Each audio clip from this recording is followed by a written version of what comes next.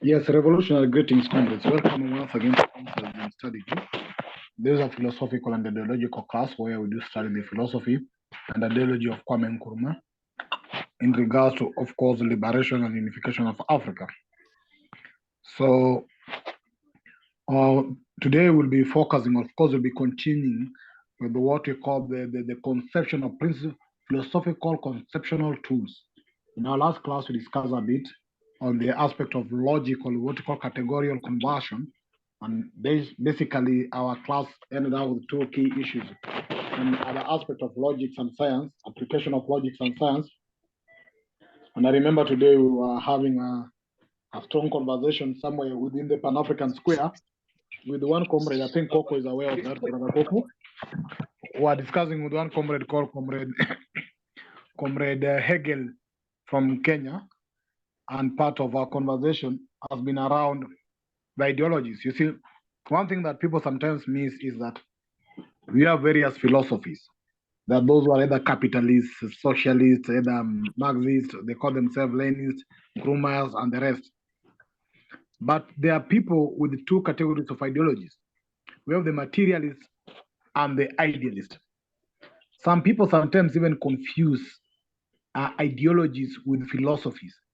Then you have now what you call the philosophical tools or conceptual tools, like what you are meeting here on constructionism or either empiricism or rationalism.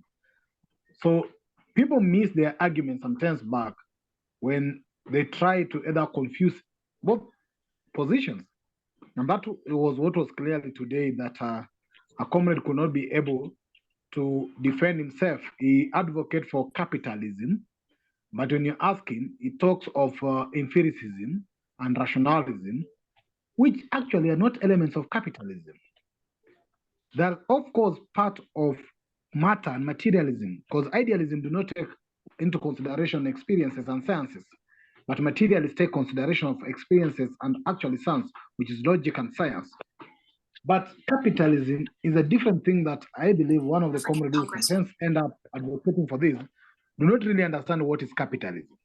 And therefore, there's a need for people to come clearly to know what is the difference between philosophies, ideologies, and philosophical tools or conceptual tools. And that's why we are glad today, because we will be going on with our classes as usual, where in last class we were, of course, talking about logic and science, as you can see, which are part of the tools for materialism philosophy, materialism ideology.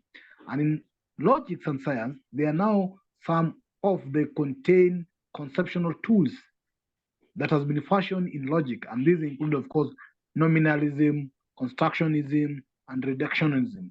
And this is what will inform the part of our class today as we try to define this actually context and define these terms and try to see how we can share our thinking and put them into context in regards to what Africa is going through. So once again, comrades, feel most welcome and be free to ever ask any question, either when you'll be joining this or watching this live in our YouTube channel. Put any question there, we'll always get back to you. And those who will be joining us, feel free. And those who are already here, we appreciate your presence and we actually need to move forward.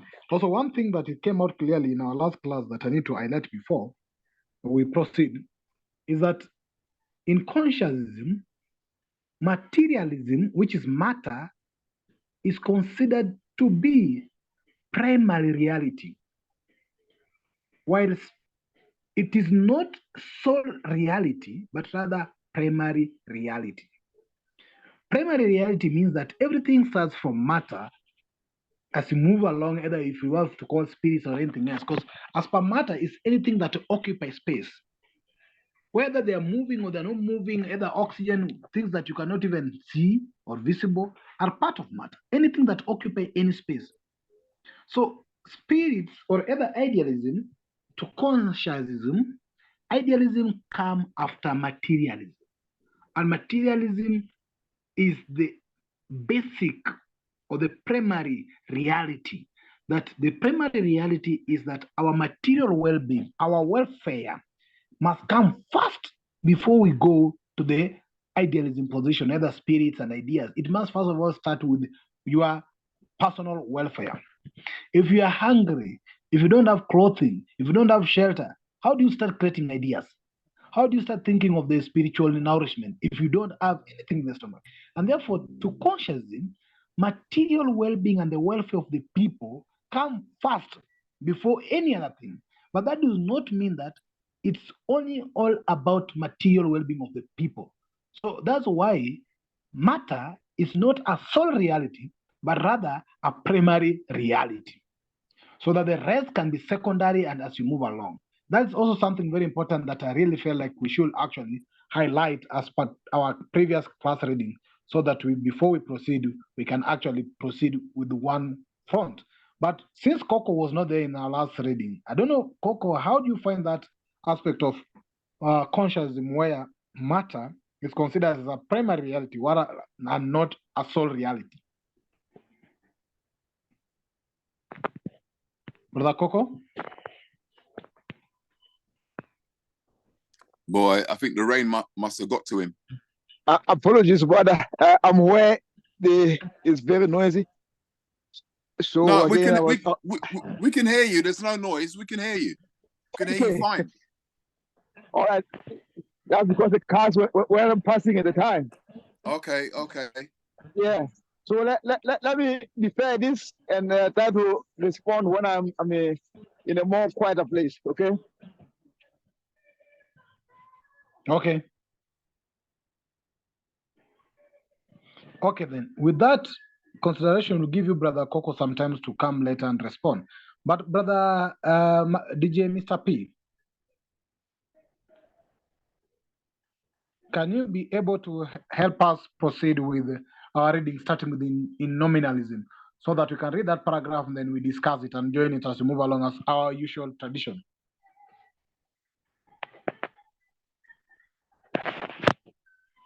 Brother Mr. P?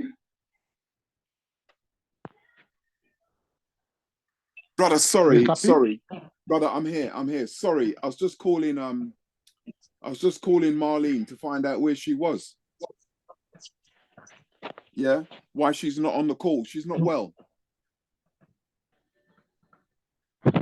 Okay, sorry for that. So can you do the reading? Sorry, of course, Mark. Of course I can, brother. Hang on. Let me just. It's very small. The text is very small. Hang on. All right. Let me just pinch. Okay. So, welcome, brother. No, it's all right. It's all right. I've pinched it. It's okay. It's fine. It's fine. I've pinched it. Where do you want me to start from today? I want you to start at the last paragraph in our last class, and then you connect to this now. So you read the two paragraphs. You start with the paragraph of today, then you read now the next paragraph. This today was our previous last paragraph. So read that, and then you connect to the first paragraph today. Yeah, and the first paragraph today is it in nominalism? Yeah, that should be the first paragraph for today. So start with today first of all. Yeah, no problem. Previous paragraph. Yeah, no problems. Okay. Today, however, philosophy has little need to resort to crypticisms, speaking in general terms. I may actually say that philosophy has fashioned two branches of study which enable it to solve the problem of categorical conversion in a satisfying way. These tools are logic and science, both of which owe their origin and early development to the demands of philosophy. The conceptual tools which philosophy has fashioned in logic, and by means of which it can cope with the formal problems of categorical conversion, are contained in nominalism, constructionism, and reductionism. For philosophy's model of categorical conversion, it turns to science. Matter and energy are two distinct, but, as science has shown, not unconnected or irreducible categories. The interreducibility of matter and energy offers a model for categorical conversion, and another model is given in the distinction between physical change and chemical change.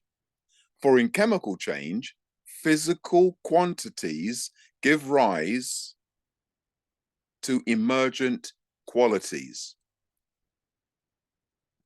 In nominalism, constructionism, and materialist reductionism, one holds some category to be a primary category of reality and holds other real things to become real only insofar as they are ultimately derived from the primary category of reality. The derivation is such that for every true proposition about an item which falls under a derivative category, there are provided true propositions about items falling under the primary category, such that the former proposition could not be true unless the latter propositions were true, and further, such that the former proposition could not even make sense unless there were items falling under the primary category.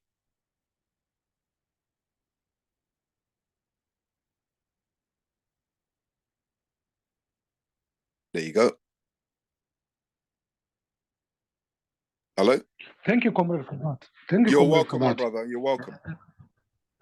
Yes, now, here, of course, we are seeing three philosophical concepts coming in: nominalism, constructionism, and materialist reductionism. All three share a common idea. Some categories of reality are more fundamental than others. These primary categories, of course, give rise to secondary categories. We depend on them for their existence or meaning. As I've said previously, we said that in our previous classes, it was pointed clearly that matter is therefore a primary reality and not a sole reality. And by this aspect, this is what he said in the last aspect there, in the last sentence in the paragraph up there, first sentence on top. He said, crude sole reality of matter, but it is primary reality. So matter becomes a primary reality. By then arriving at a position that matter is a primary reality, it then shows us that there are other realities. Because the argument previously was whether it is a sole reality or a primary reality. And when you arrive at a conclusion as a consciousness position that matter becomes a primary reality and not a sole reality, you take almost an average, what you call a middle position, not two right-wing position, radical position, two left-wing positions, because there are three positions, of course, two positions. The far right will consider that the only or the sole reality of existence is matter. While the far end position will only believe that the only existent reality is idealism or spirits and ideas. God, yeah. While consciousness come in to recognize that yes, there exists spirituality in our traditions and in our African setup. There exist ideas, but those ideas are generated from matter, not that Correct. ideas generate matter. Therefore, matter cannot be a presumptions or a thinking.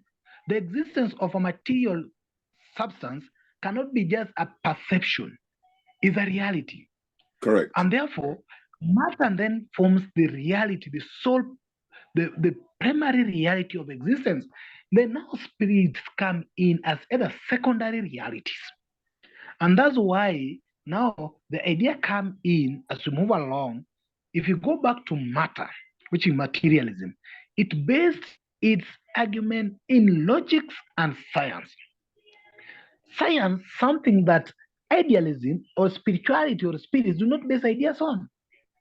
If you ask, for example, somebody who either falls sick and says that the spirit healed you, or we prayed and the ancestors healed you, they cannot scientifically quantify how that process came to be. But matter take into consideration empiricism and rationalism. What is our past experience? What are the logics? And what is the scientific proof of whatever we want to do moving forward, you see? And therefore, having come from that position of matter being a primary reality, and then arriving at a position whereby matter focuses on two tools, the tools of logics and science. And for this particular moment, we are discussing the conceptual tools which philosophy has fashioned in logics. And these logical tools include nominalism, constructionism, and materialist reductionism. So this is where we are.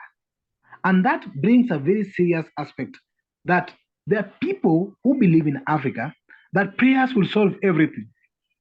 That when you're sick, pray. When the government is wrong, pray. When you're resource allotted, pray. When you're poor, pray. No. Yep. But there are also other people in Africa who don't also believe in spirituality or African, either be it even Christian religion or Islam religion, but even African spirituality. And there are some who recognize that. That's why traditional Africans or those who believe in African spirituality will start either their sessions by blessing the ancestors or praying and asking the guidance from the ancestors, because they believe that the spirit of ancestors still exists. You see? So this guidance of ancestral guidance and ancestral knowledge passed to us. There were either offerings or pouring libations that we did to our ancestors. And therefore, we cannot wrap that or rubbish that and say that such powers were not necessary or making sense in African setup. But rather, now materialism or materialist position bring the aspect that first important thing is our material well-being. We need to wake up. We need to defend our resources as a continent. We need to ensure that our welfare, food, shelter, clothing is perfect. Then after that, we need now either to seek our spiritual interconnection with the ancestors, but not that we seek the interconnection with the ancestors and then go look for food. And that's the difference. Where some people either spend the whole day or the whole month in churches praying, then they die of hunger because they never had food. They were fasting until they died, without considering that they need to look for their food. Then once they are full, they can go ahead and seek spiritual nourishment.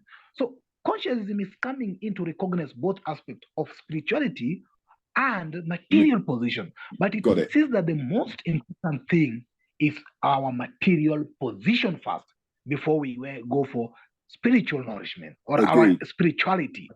Agreed. So that is where we come. I thought it's very important that I explain that before we move along to share our thinking. And anybody who might have anything to share or to respond or even to raise in regards to whatever I've said, feel free to actually say something. Just raise your hand or unmute yourself, respond to whatever position I was trying to bring up. Then now we can go ahead. If nobody has any response, we can go ahead now and discuss the context today. Yes, Mr. P.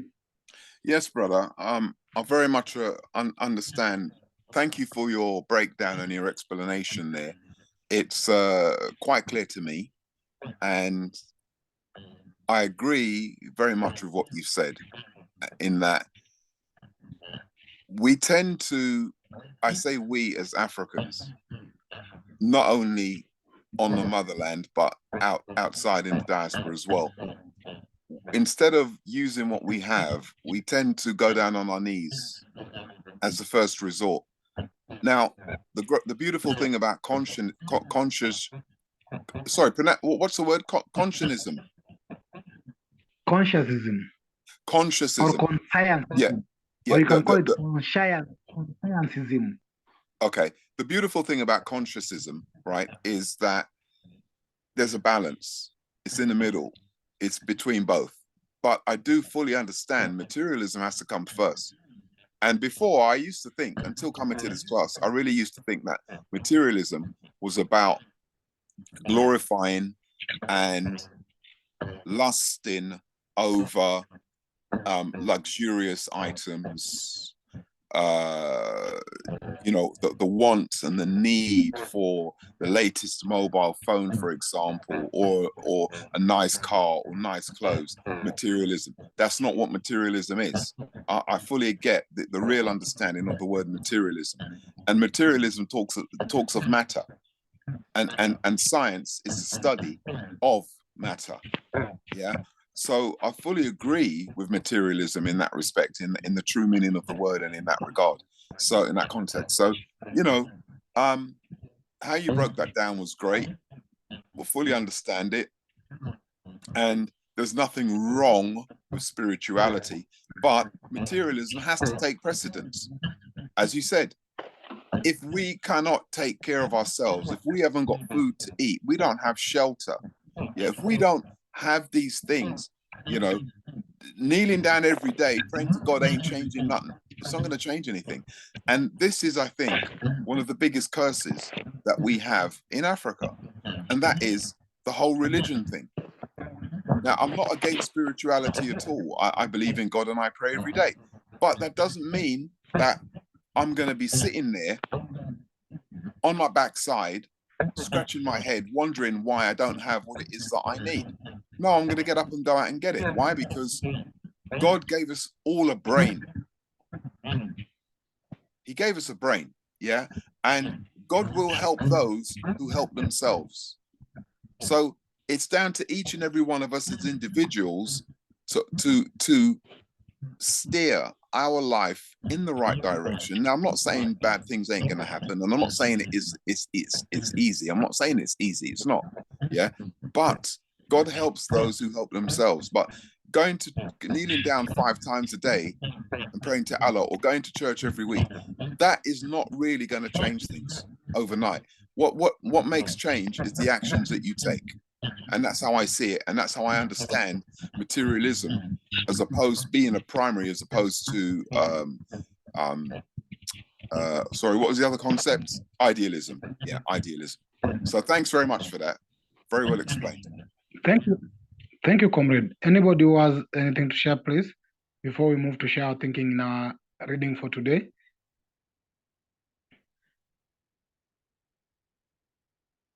Anybody would like to share some thinking? Yes.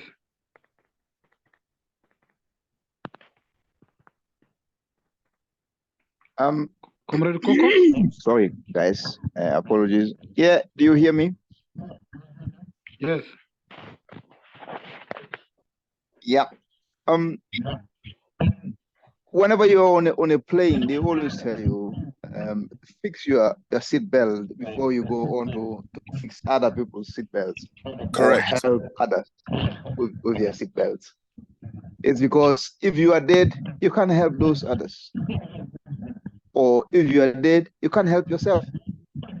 And as an airplane, whoever manages it, you are their first priority. You have to be all.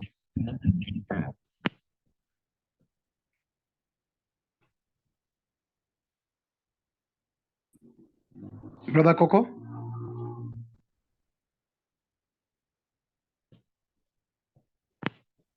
Yeah, I think he's got reception problems, man. Okay. Anybody else? Okay. Yeah. If I could just quickly expand on what Coco was saying, that's a perfect example. Yeah. In other words, you can't help anyone unless you help yourself first. You must help yourself before you can help anybody else. So all these people, yeah, that have great intentions about Africa, yeah, we want to build, we want to, repair Mama Africa, we want to do this, we want to do that. Have you repaired yourself? That's my question. Have you repaired yourself first? And okay, until you repair yourself, are you back? Sorry, go on. That's all right. You actually was reading my thoughts, so which is good enough. It's about making sure we are all right and using what we have to come up with all of these ideas. We make the ideas out of the resources we already have before we start thinking about things we don't have. So this is simple. Get your thoughts right first. Be more logical in how you think.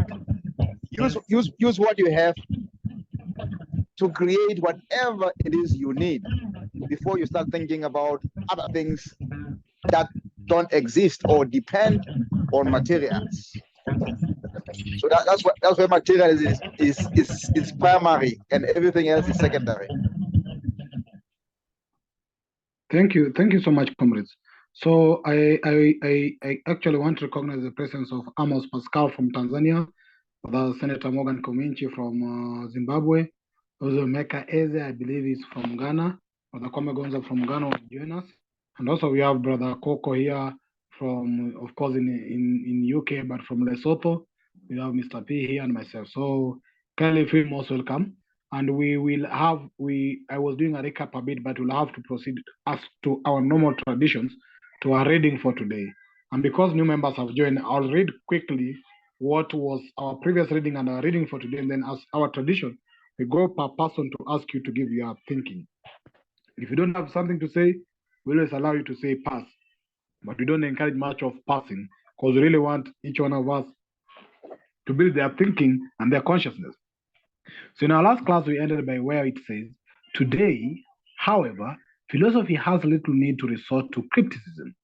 Speaking in general terms, I may say that philosophy has fashioned two branches of study which enable it to solve the problem of categorical conversion in a satisfying way. These tools are logic and science, both of which we owe their origin and early development to the demands of philosophy. The conceptual tool which philosophy has fashioned in logic and by means of which it can cope with the formal problems of categorical conversions are contained in nominalism, constructionism, and reductionism. For philosophy's model of categorical conversion, it turns to science. Matter and energy are two distinct, but as a science has shown, not unconnected or irreducible categories. Because energy or matter and energy are interrelated. So it moves along to say that the interreductibility of matter and energy offer a model for categorical conversion. We need to check that. How do we get energy out of matter, or how do you get matter out of something like that, out of energy? And another model is given in the distinction between physical change and chemical change. For in chemical change, physical quantities give rise to emergent qualities. Therefore, in our paragraph for today reading starts from, in nominalism, constructionism, and materialist reductionism, one holds some category to be a primary category of reality and hold other real things to become real only in so far as they are ultimately derived from primary category of reality. The derivation is such that for every true proposition about an item which falls under derivative category, there are provided true proposition about items falling under the primary category, such that the former proposition could not be true unless the latter propositions were true. And further, such that the former proposition could not even make sense unless there were items falling under primary category. Now, for example, for an example comparison, one can take the average man. The average man belongs to a category derivative from the category of a living men and women. For any true proposition about the average man, there must be true proposition about men and women, such that the proposition about the average man could not be true unless the proposition about men and women were true. Further, proposition about average man could not even make sense unless there were items falling under the category of men and women. That is, propositions about the average man could not make sense unless there were actual men and women. So that's our reading for the class today. And I would like us to start sharing our thinking in regards to what are you trying to understand out of this reading? What's coming in your mind and what are you trying to read out of this? So I'll go as per our order. I'll call people as per the order in my screen here. Let me go to Comrade. Let me check my order. Let me go to Comrade.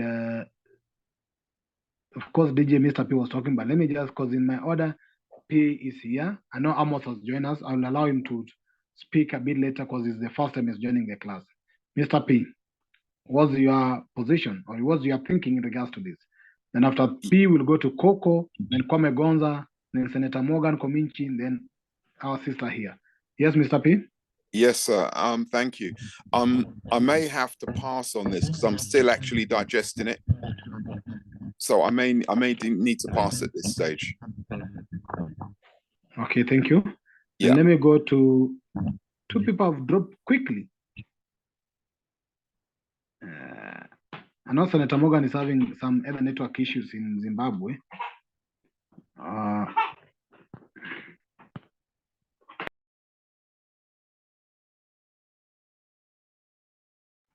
Okay, brother, let me go to Brother Coco. Brother Coco?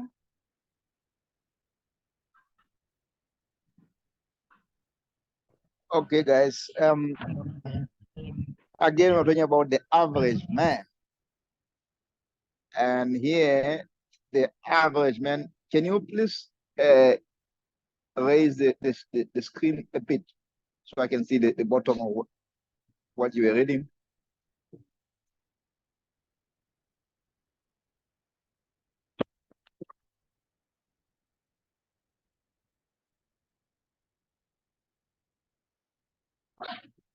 Can you see? Brother Coco? He goes on to expound on the idea of primacy and derivative, where we start with material, and then out of material, we come out with whatever else follows. And in this case, he makes an example about the average man. And the average man doesn't just appear out of nowhere. For the average man to be there, there have to be women and they have to be men. Again, you can see it, you can look at it from a biological perspective, where the average man is a product of both men and women. Besides that, it's for you to be an average man, there have to be contrasts or comparisons for you to be compared to or contrasted against.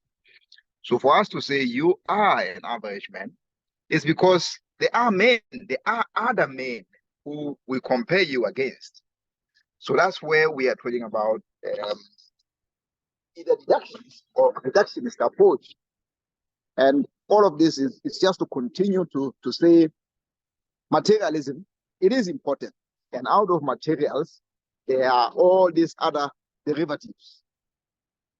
Thank you. Thank you so much for that, Brother Coco. Let me check with Brother Kwame. Are you able to say something? Kwame Gonza?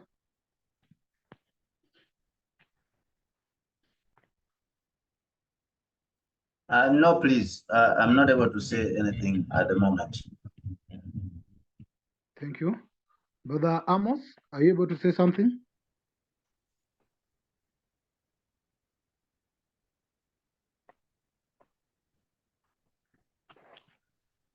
Yes, Brother Amos, can you proceed?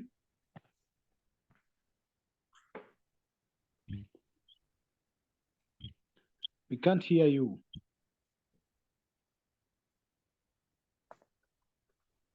Okay, welcome, Kama. Comrade Kama, I know you've joined us now from Zambia. Welcome. I don't know if you might be able to say something by now because it's when you've joined, but if you wish to say something, just feel free to say something. Permit me to share further in regards I can listen. what. Okay, thank you. Welcome, Comrade. Permit me to say further or expound my thinking in regards to what has been said here. These texts explore philosophical theories. And these theories, as you can see, they are either nominalism, constructionism, and materialist reductionism that deal with the nature of reality and how different categories of things relate to one another.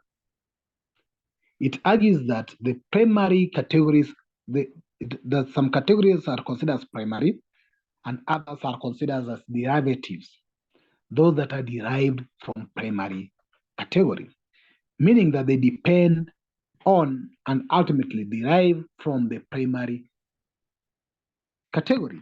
And we have said here previously that the primary reality, whether we call it primary reality, the primary reality is matter.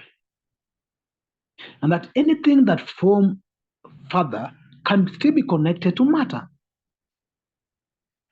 And we say that matter is anything that occupies space, including oxygen, hydrogen, whatever you want to call them, they're all part of matter. So, in this aspect, for example, when you give an example of for a human being, average human being, an average man cannot come out of idealism as an idea. It's just a thinking or an idea that there is an average man. It's not a perception, it's a reality that there can be an average man.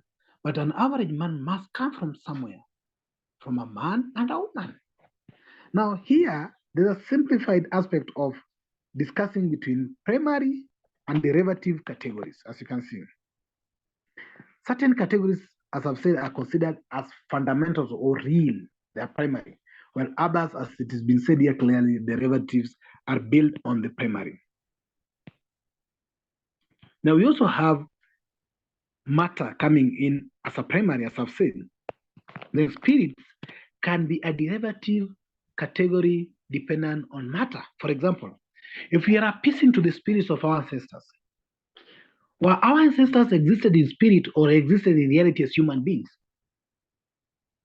They were material beings. They were human beings, either material beings. And therefore, when we appease to, we talk of the spirits of the ancestors, is a spirit coming from a material being, which is matter. Now, here we have these categories as the nominalism, constructionism, where constructionism, of course, is trying to explain how derivative category concepts are formed. How do you construct them? How do you construct those derivatives from a primary aspect? On the reductionism is how do you, of course, deconstruct them? If you have a whole human being, for example, average human being, how can you reconnect an average human being back to the primary alternative? So it's called reductionism. It's like trying to come from a concept, breaking it down to its origin.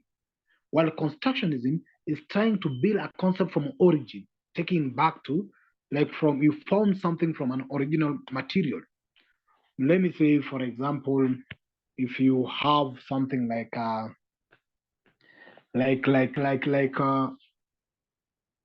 those who are doing the what do we call them, the method, those who are doing the let me say, for example, construction. How do you take the stones and make a house out of it? You bring the bricks and everything else, then combine all this as you make up a house or a building. You're constructing a building from primary materials. While reductionism is how do you break down the whole building back to your materials or back to your primary material that you had. You had a sand, soil, you had a sand, stone, and maybe anything else that you had, maybe cement. Now the combination of this aspect to build up a house becomes the constructionism of it. The breakdown of the whole built house back to the original materials become the reductionism part of it. While nominalism only concentrates on individuals that are considered real, with other categories being abstraction or surrogate of these individuals. So particularly, these are part of the concepts that is being said here. And therefore, I would like to also still, having shared that, to ask members who are feeling to say something to kindly feel free and share something.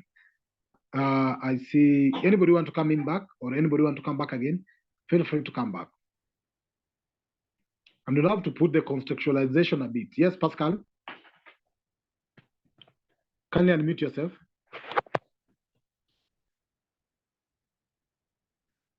Pascal, we can't hear you. You are unmuted. I don't know if you can hear you. Yes, can you hear me now? Now we can hear you. Okay. Thank you so much. I want to say something about the lesson of today. What is the real meaning of that text is that when we want to judge something, or when we want to reason or question something, we must consider the primary source and the last impact. So that is the logic of the logic of judging. As you understand that philosophy is not only confined to something, but it provides a wide range of thinking by judging or reasoning, questioning to see the reality or the nature of something. That's why the author provided that example to us about the average man. That whenever we see the impact of the average man, we must consider the woman and the man as the source of that impact. You understand? Yes, can you proceed? Hello? You're free to share. Yeah, so for example, when maybe we are trying to judge something about maybe moral values, we must consider the nature of that moral values. Is it confined to something? But actually, it must not confined to something. It must be due to the primary source or the last source. So as you understand that philosophy, the aim of philosophy is only to explore the reality of something from its nature until to the last impact. So that is what he was trying to tell us about the making the relation or to correlate about the primary data, the primary source, and the last source. That what he was trying that the last product must have the relation from the first product or the source of that product. And if the source of product is not good, we also expect to have the bad product, the bad last product. And if the last product is good, we also must have the good the good source or the good so the good source. So I think that is the logic, and that is how I understand. Thank you so much. Okay. Thank you for that comment. Yes, if you have to say that the egg existed, can there be no hen? And if the hen existed, where did it come from, an egg, or it came from where? Anyway, that's just to bring more analysis into contextualizing this. Anybody else? Let me go to Kama Achunde. I think I better listen. I'm here to understand these ideas, Okay. Coco or Mr. P, who wants to come back to this? Yeah, I'll pass, brother. Coco, offer it to Coco. I'll pass. Okay. I want us to, as I move to Coco, I want us to put it to current context. Look at Africa today. We have the problem that are going on in Africa. For example, either if we talk of bad leadership or governance systems, if we talk of corruption in Africa, if we talk of either bribery, we talk about the wars in Africa, for example. How do we link them in this context? Can we be able to actually not construct. Let me use the word here they have said here, reductionism. Can we reduce the war in Africa into back to a primary reality or primary matter? Who can do that? In reductionism, materialist reductionism. We are seeing war in Congo and everything else. How can you philosophically analyze it to bring it back to the main material issue? Are these wars caused by difference in spirituality, or is it difference in material assets? What is the fight all about? Is it the control of material assets, or is it the differences purely on spirituality or ideologies? Let's try this to do this analysis a bit. For example, the case study here is the wars in Africa. How can you apply either reductionism or constructionism to link what's going on in Africa in terms of the war to the real primary reality? Are the primary reality of this war materialism position or idealism? Is it on matter struggle or is it on spiritual struggle? Yes, Mr. Coco. It's oh, sorry, I didn't put my hand up. Sorry. Oh, go, brother. Go ahead. Yeah. It's matter. The whole thing is all about matter. It's not ideology. It's materialism. Materialism. Coco? So before you ask that question, I was going to make an example. In my line of work before, as an economist, we used to have what was called the system of national accounts, which was a simple breakdown of everything that's produced within a country. And at the bottom of that, we had the primary products. And then after the primary products, we had what was called manufactured products. And then after manufacturing, we have services. So most of the economies nowadays will have services, especially the advanced ones. But for the least developed economies, like our own in Africa, they have a lot of primary products. And out of those primary products, they make all of these manufactured products, or they will build services industries out of those materials.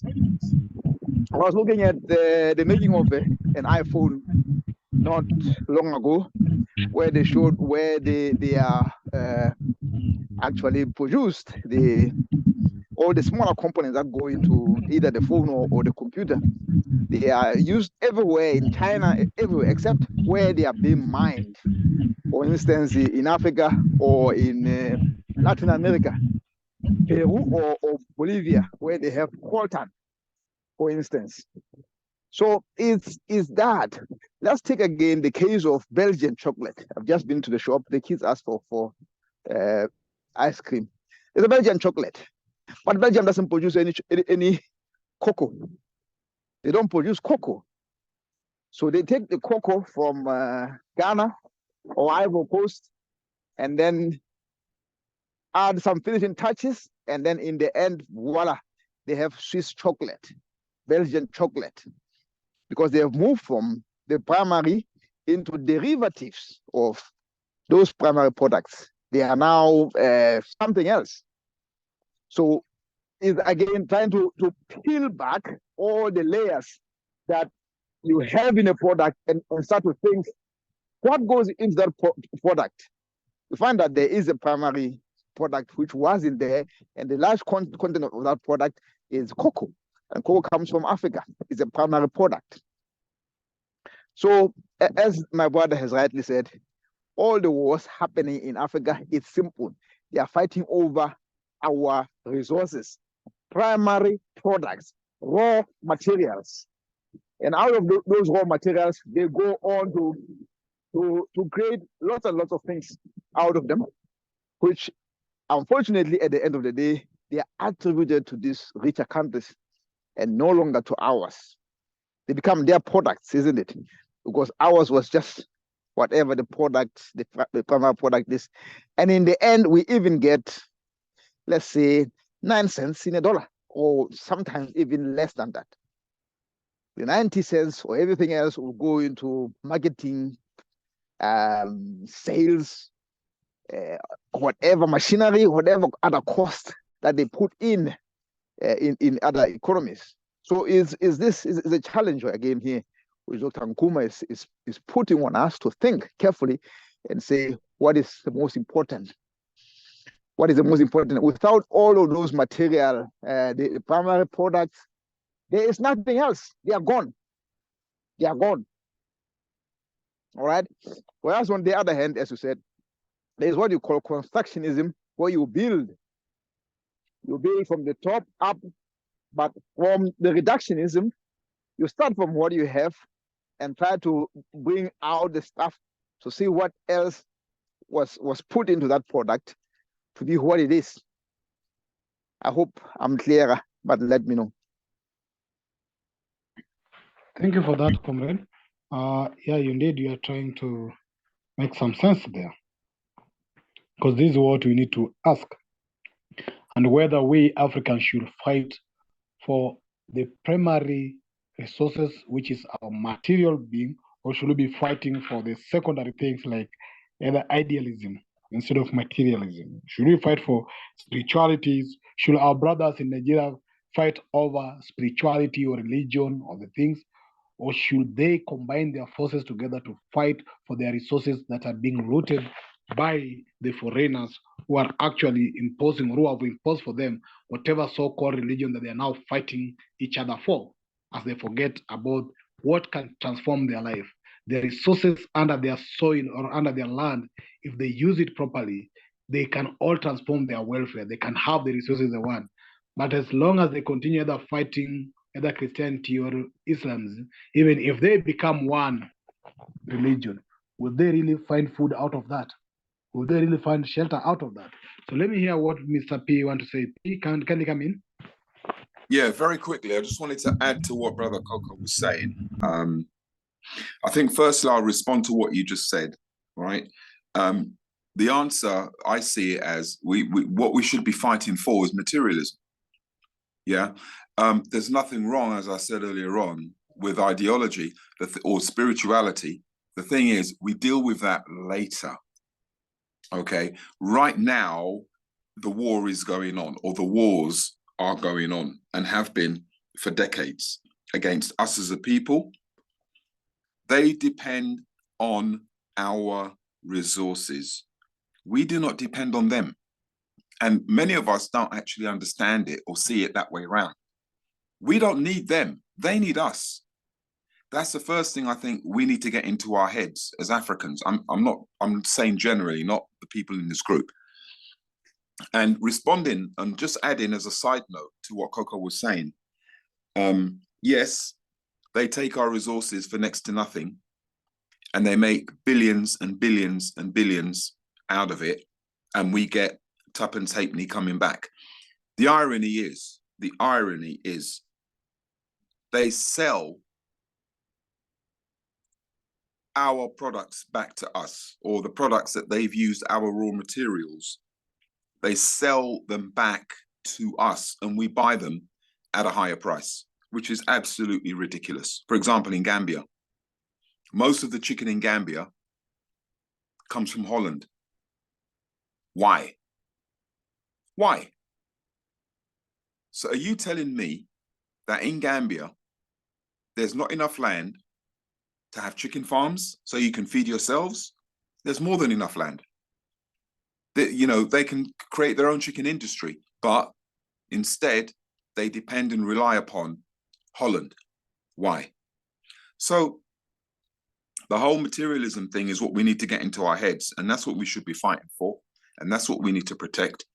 And if you look back at Niger, as soon as they kicked out, I think it's Niger or Burkina Faso, one or the other. As soon as they kicked out Bazoum, yeah, and Bazoum was selling uranium to France for 8 cents a kilo, when the going price for uranium is $200 a kilo. So now that they're in power, the junta have taken over and in power, they are selling uranium on the open market for $200 a kilo, which is how it should be. So again, they have recognized materialism and they are fighting for and defending their resources or their materialism. So I just wanted to add that. Thank you for that. Anybody who might want to come in? I know some have said pass, but maybe out of contribution, you might feel that there's something you feel like you want to share. I think that's a comment. That's great insight, actually. The previous speaker, that's great insight. Thank you for that, Kama. Anybody want to, who feel that there's something they really want to share?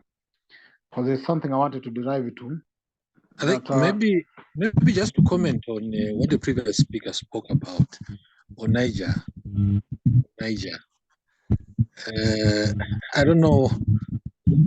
Like he said, issues are not about ideologies. They're purely about materialism, being in power, having control of the resources of that country, and then, like he said, most of our leaders are being used by, the powers that be to get resources from Africa against the benefits of its own people. I'm just worried as to how long it would take for most African countries actually to realize this. And, here is Niger. Just after the junta kicks out, France, they're able to sell the uranium at the correct price. I can give an example of copper here in Zambia. You find that even the mines, the mines are not paying a single tax. So they mine the copper and they take it away free of charge, living without a single ngwe. The question is, that which they are supposed to, to pay as tax, who is benefiting it? It's all about those that are in power, I'm just looking forward to a time when, as activists, we start grooming leaders, pure leaders, support leaders that, will take over the realms of power so that, they start implementing things correctly for the benefit of their own people. Thank you. Thank you very much for that. It's up to us, brother. It's up to us. People like us right now on this call, in this group. It's up to people like us to create that reality that you just mentioned. Thank you. Thank you very much. Yeah, to add on this conversation, yes. And I think this is where Nkrumah wanted to point us to. As it says in the following paragraph, that in the same way, if one says that matter is a primary category, then spirits must, to the extent that is recognized as a category, be derivative category, not a primary category, rather a derivative category. And in order that prepositions about spirit should make sense, there must be matter. Secondly, even when the prepositions about the spirit make sense, in order that they should be true, certain prepositions about matter need to exist or to be true. For example, now this is where I want to maybe to expand also my thinking a bit. Check, for example, even where there are constructions of whatever called churches, there must first of all be a construction of a material something, a physical something, either building, that then they go there in the name of either worshiping to tap to that spirituality. Even when our traditional Africans used to give the libations, they had to take a goat or a cow. That was not coming out of ideas that you imagine a goat and then a goat comes from somewhere, then you slaughter and give it. No, you must first of all have the matter, the material substance, and then you can take to either whether offering or anything else that you wanted to do. Now, the problem comes in when our people do not seek the matter, but want to get the spiritual nourishment out of no matter. And they want to think that by praying for spiritual nourishment, by praying for a vehicle, the vehicle will come in from that prayer. Instead of thinking of by having a vehicle, you can take yourself to either the church to worship. They rather go to church, on walk, then pray in church to get the vehicle out of that. That does not work. And even if you check those who lead those various religions, even if you go to the example of Father Jesus Christ, he had a donkey. That donkey that he was actually on was not an imagination. It was not a perception. It was not anything else. It was actually a material substance. It was a matter, tangible thing that could be seen. Whether tangible or not tangible, it was a tangible thing that could be seen. But the problem and the fight in Africa, and that's what Brother Kama is saying, and that's I think what Nkolo is calling us to, that we must know that, like for example, today, I will give an example like in a slum called Kibera, the biggest slum in Nairobi. The number of churches in that slum is more, and that slum has remained a slum. It has never upgraded to an estate. People could fight over building a church or a shrine or a temple instead of building a school or a hospital or an industry. People could take all their little contributions in the name of tithes and offering to go construct 1 million and 1 billion church structure, then using the same to actually build a factory that they can use to manufacture their product. This is where we are majority of Africans. And this is where our consciousness must be tapped to that level, that if possible, we can wake up and realize that even as the doctrines of the Bible says, that he who does not work cannot eat. And therefore, we must work on producing, defending, and using our resources, like now Nigeria doing, to use their resources so that they can be able to live a better life.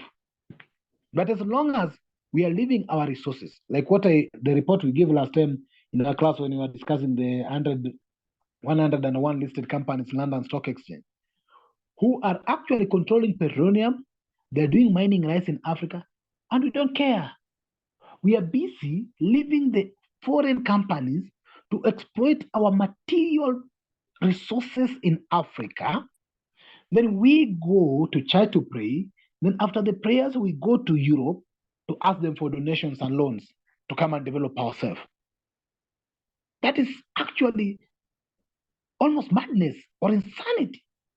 And this is where we must wake up and realize that the struggle we must have now is first of all to fight for our resources, so that our resources, we can control them and use them to benefit ourselves. You read how Europe and undeveloped Africa, they have developed Africa, or they have developed Europe using our resources. And instead of doing the same to defend our resources, use our resources to develop ourselves, we go back to those who stole from us to ask them to develop us. That is what must change. But let me also give opportunity to anybody who might feel that there's something they maybe want to share. Feel free. Anybody? Brother, what Yes? we're doing is insanity. I agree with you. It is madness. It is insanity. And I just wanted to comment. I just wanted to say that it's madness. And we don't even know or can see the comatose slumber that we are in. We are just walking in our sleep. It's boy. Thank you, Coco. Brother Coco. I like that you are touching on this. But before I do that, let me ask you a quick question. Are you Hama or Kama? Hama is a Botswana name. No. I'm from Zambia. Of course, I was told I was given that name because the doctor, when I was born here in Zambia, was from Botswana. Okay, and I look so, that's Hama then, not Kama. Hama. But in Zambia, yeah, but we pronounce that as Kama, you know. It's Hama. So let me tell you that. Hama. Okay. Yeah, we have it's Hada. So, and Hama was one of the founding fathers of Botswana.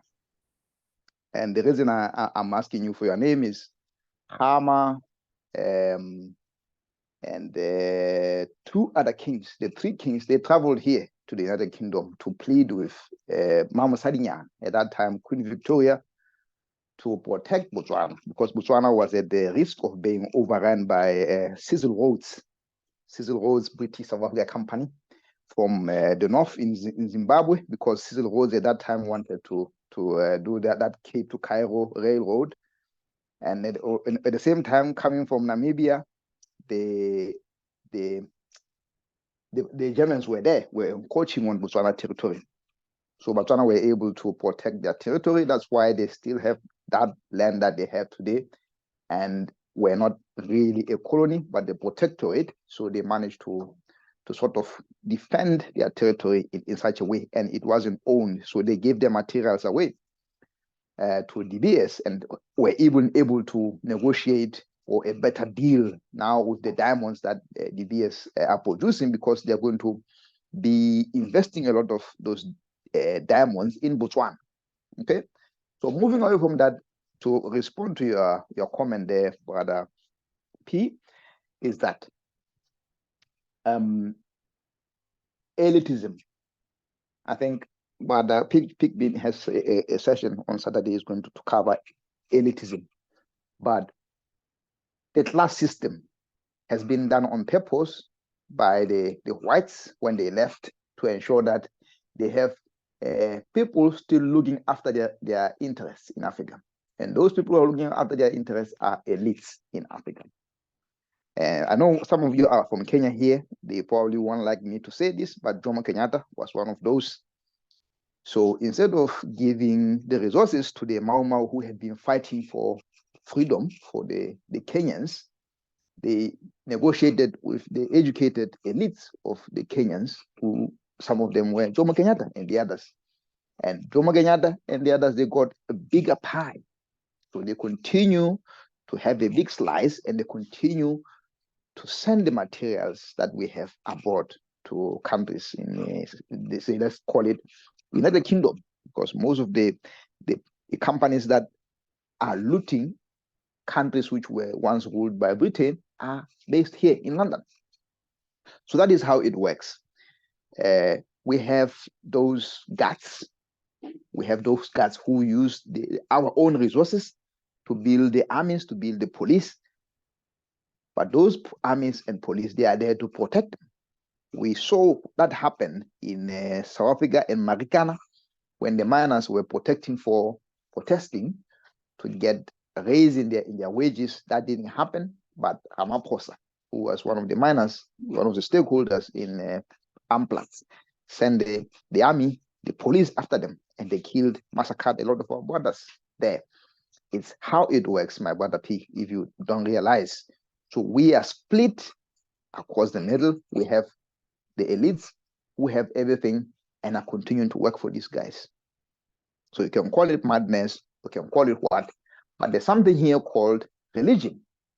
They brought religion to us and gave us Christianity. And with Christianity, we don't think that our heaven is here. We think our heaven is on the other side.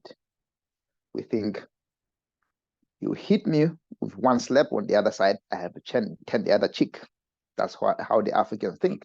And the Africans have been taught that you cannot produce anything. Everything is produced by Europe. But where does Europe produce anything from? From Africa. Again, we need to think again. And again, let's talk about politics. Politics, when I was young, my grandmother said, politics is a dirty game. Don't be involved in politics. But I went and studied a course in politics for my first year degree. And I realized that everyone is involved in politics. The minute you make a decision, you are involved in politics. But Africa, we are being kept out of politics. And politics is being run by who? The wrong people who can ever run politics are politicians themselves. So it's unfortunate that the system is like that, has been turned upside down. But we will talk more about this under elitism on Saturday, Brother Pigbin. But that is the story of our lives. We have been given the ideals. They say capitalism works. And that's what happened with Zambia when they came in and privatized everything which the Zambians had. When copper went down, the price of copper collapsed, in short. And then the Zambian government, with the IMF, who are back again, giving Zambians money now, came in and said to them, we'll give you this money as long as you privatize. And how do they privatize? Who do they give which private companies in Zambia were there to buy those government properties.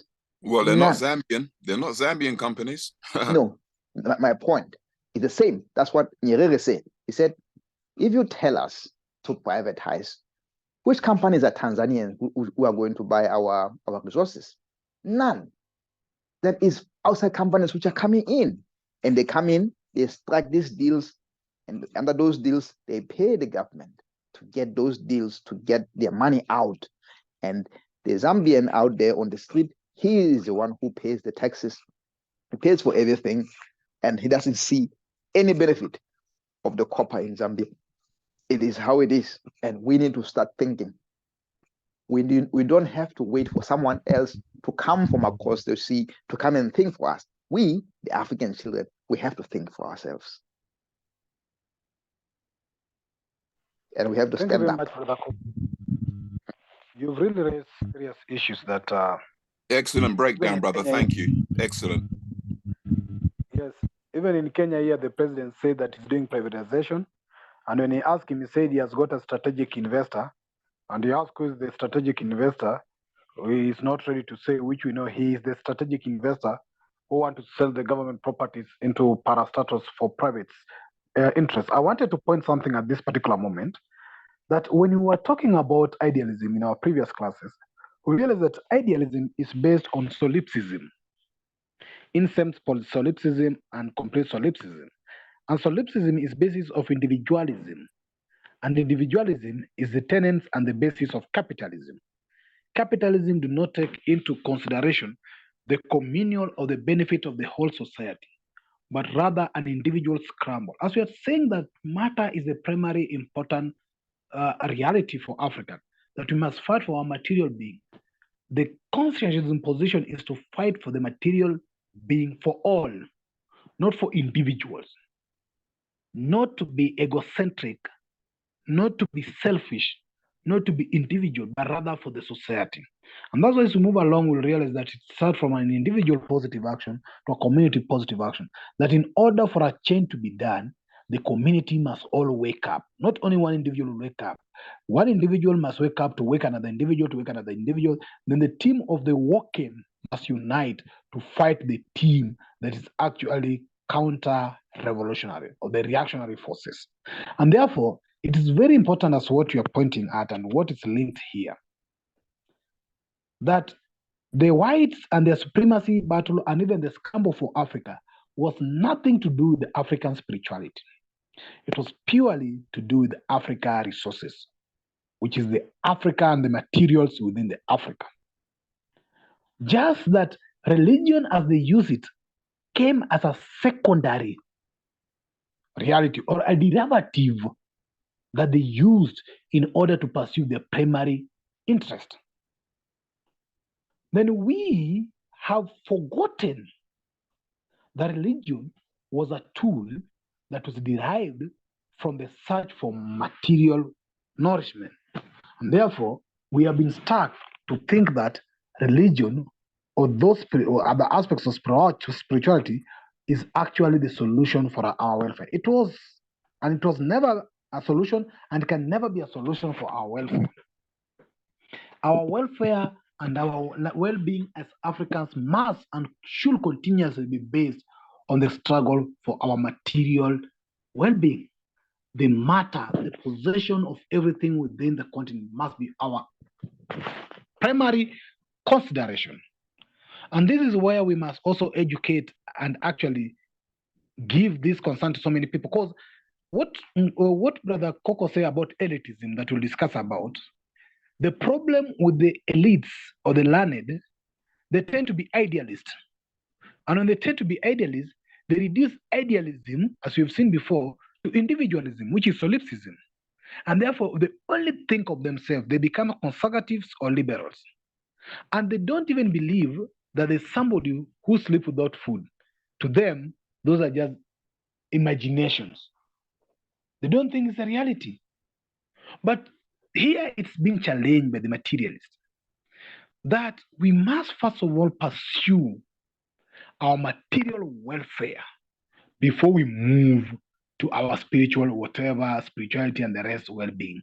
But it doesn't mean that we don't recognize that. We do, but we recognize that what is primary is the welfare of the people and their material being. Because, for example, the people of Congo today have the total resources and material that can develop them. But have they pursued that? Are they really fighting in Congo to defend their mines? Or they have induced another character and element in their fight that the Congolese are fighting the Rwandese? Basically, more of tribal war, something else. While the reality is that the mineral and the resources in Congo are being looted. And the Congolese cannot come together to fight for their mineral resources there. They are either mixed up in fighting for another so-called tribe or cross-border or anything or ethnicity, which even if that ethnicity war is to be won, can there be development? Can their welfare and the well-being change? Can their material condition change? Can they actually have convertibility that by peaceful coexistence of ethnicity, you can convert into productive and development of a society? That's not reality. And this is where we must put our struggle too. That the struggle for Africa and the struggle for any Africans today must be the struggle to control our material resources and our material well-being as Africans. And this is what I think Roma is driving to here.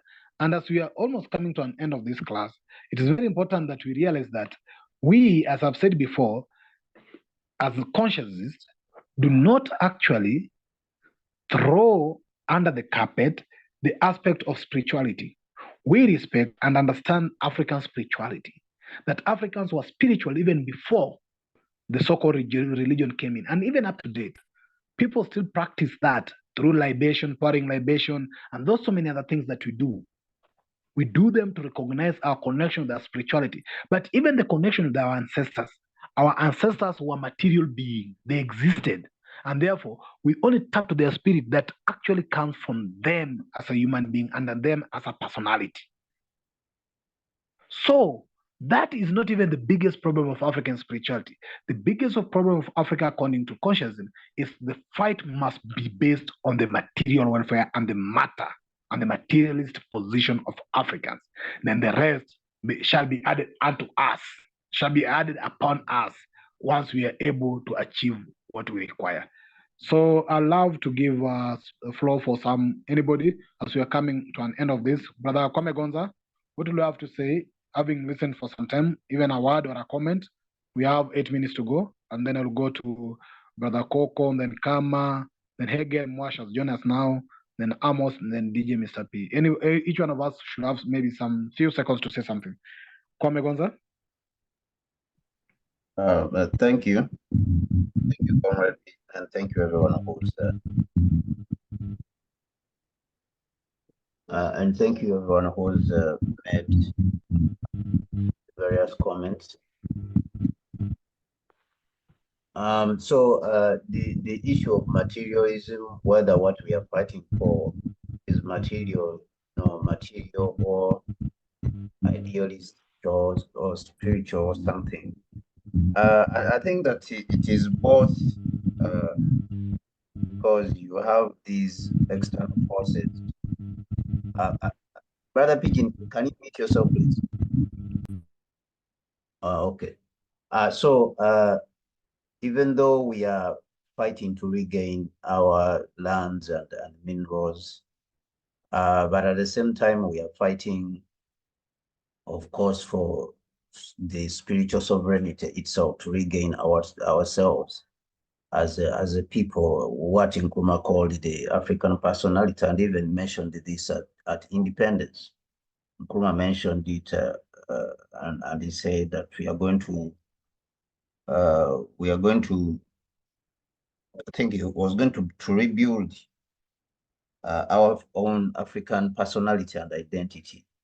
So even though we are struggling to regain our material aspect of society, we are also trying to regain the spiritual aspect, because it is this spiritual aspect that is being manipulated constantly to to covet our materials. And of course, we can talk of all the other things, that we should worship in this way. And then democracy. Democracy itself its origin is religious, and even you see how they present it. They say freedom, but they don't tell you freedom from what, and freedom from who, and who gives that freedom. So they're always saying you should vote and then you gain freedom, but they don't tell you. So they don't tell you freedom from what. So this is a religion, and which they say no one should question. And so you see an ideological war has been waged for the last 60 years over the so-called communism and all these. So it is some sort of religion that is being used to achieve the material aspect for them. And at the same time, they tell us that no one should divert from that particular religion. So I think that we are waging a war on all fronts, but of course, Nkrumah has already defined things for us and has told us that all these problems, we have them, but the solution is political. So we have to wage war on the political front. That is when we will have the tools to transform our society in all ways, whether you're talking about spiritual and material, because before you have the political chair or you have conquered the political rim, you cannot even start, because you don't have a society like ours, African society, which has been through this process for the last 600 years. It is difficult even to do it. Is absolutely difficult, impossible to do it if you don't have the political tools, because it has been so huge. It has been the brainwashing has been so huge, the programming. So imperialism has been present here for so long, 600 years, that it has integrated itself with our society deeply, that the political structure, the traditional political structures were decimated and destroyed, or the economic structures were destroyed. The indigenous economic structures were destroyed completely. The cultural aspect and social aspect of it also has been decimated. It's just remaining very little, which is resisting. So to separate imperialism from our society is not going to be a very small task. And this is where I always have some argument with certain people who say, oh, we have to go we have to follow the law, we have to follow, the systems which are existing in order for us to defeat imperialism or to play from. Of course, different people have different approaches which they think that can be able to solve the African problem. But of course, at the end of the day, it requires us to take back political power. And so I belong to the Africa Continental Unity Party, even though I'm part of the Constructionism class. So I invite people to come there and learn what the Africa Continental Unity Party is doing, because I believe that it has the solution to the problems that we are facing. And it is not a simple solution. It requires us to work, but the work has begun. On our side, the work is not merely like other Pan-African organizations, which you see on WhatsApp, merely on WhatsApp and talking about things, but we are doing the work on the ground. So we are trying to build all across the African continent, starting with Ghana. So I invite everyone, those who are interested, to come and find out what the Africa Continental Unity Party is about. Thank you very much. Thank you, Comrade, for that. And we appreciate what you are doing from the other side. Let's check on, we are having 1 minute, 2 minutes to go. Who want to say something before we end our class? 2 minutes to go. Somebody who feels he has something to say? Yeah, it's just been a very good session for me. Quite informative. I've learned a lot tonight. Thank you, Pigmin, and for everybody that contributed to tonight and making the effort and the time to come on the call. I appreciate that. Thank you. You're welcome, Comrade Coco. Yeah, I would have loved to hear Professor Hegel have something to say, but before he does that, I would like to remind all of us where Nkrumah was writing all of this from. Nkrumah realized that the Europeans kept coming to Africa for more materials. They first came for slaves. When slavery was abolished,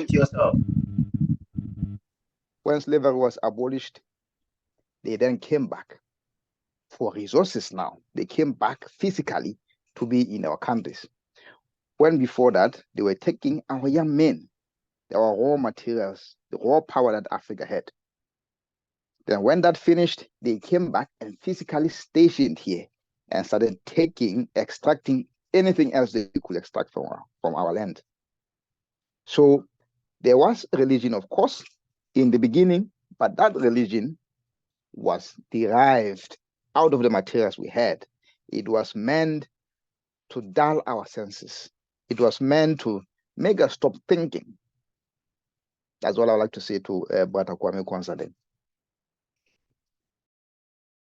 Thank you very much. Brother Hegel says that he's in a noisy place, might not be able to speak today. Almost Pascal says the same. I don't know if Brother Hammer has something to say. Kama? If not, then we'll be bringing the class to an end. And I'd like to end it by saying that... Sorry, Karma had to leave earlier, about 10 minutes ago, because he's traveling tomorrow. So he said he had to leave earlier in the chat room. Okay, so I'd like to make this to as an end by saying that indeed, as it has been said, that the resources and the welfare of our people must be our supreme law. And the welfare, especially in our resource control. And that's why our material well-being is very important to us. And let's look forward to the next class where we will continue with constructionism and then go to reductionism. Then actually we'll go to nominalism. We've done nominalism. So we will check how ideas are constructed or concepts are constructed or formed from a primary reality, from matter, and how they can actually also be reduced to matter. That anything that exists can be affiliated to matter. And as we say, matter is anything that occupies space. Matter is not only the stone, the oxygen, anything that occupies space, both abstract and whatever are part of matter. So let's look forward to that and let's see what will come out of that. As of course it has been said, spirituality is not what we put aside, but we accept as consciousness that our welfare must come first, and then even spirituality become part of that welfare, and not that our well-being is part of spirituality. No, our welfare must include also our spirituality, but our welfare must come first in terms of our material well-being and existence. So, comrades, I'd like to thank you for your attendance today. On Saturday, of course, as it has been said, we are having a very hot discussion, which is on elitism and whether is it a problem for Africa or what should be done about it and the positions we have. So it will be an open conversation, an open discussion, but it will be started by myself reading the extract from Kwame Nkrumah book on class struggle, on its position on elitism. Then from there, we'll continue the discussion. We'll meet at the same time, which is always 1900 GMT. So comrades, without much ado, it's already 12:03 a.m. in Kenyan time, and now Hegel is also having the same time. And I want to appreciate you and thank you. We always have this class every Thursday. Until next parallel we finish. Of course, we are also looking forward, as been said, that we might have a syllabus on this, or a course outline on this. I've translated this book into Kiswahili, and we are looking forward. The whole book I've been able to translate it to Kiswahili, but we're looking forward to put it to a translator who might translate the Swahili back to English and check whether the new English from Swahili is equivalent to this original English text. If that's okay, then we'll proceed. And it's possible for us to translate it either to Lesotho or any other Basotho or Sesotho or any other traditional languages, because we want to have these in so many African dialects that can actually reach out to so many people. So comrades, without wasting much of your time, permit me to bring this meeting to an end at this particular juncture. Thank you very much. Thank you, brother. Thanks very much. Very quickly, the elitist meeting on Saturday is what time? 8:45 in the morning GMT. 1900 GMT, which is this time. Oh, it's 1900. So what was happening in the morning? You said there's something in the morning.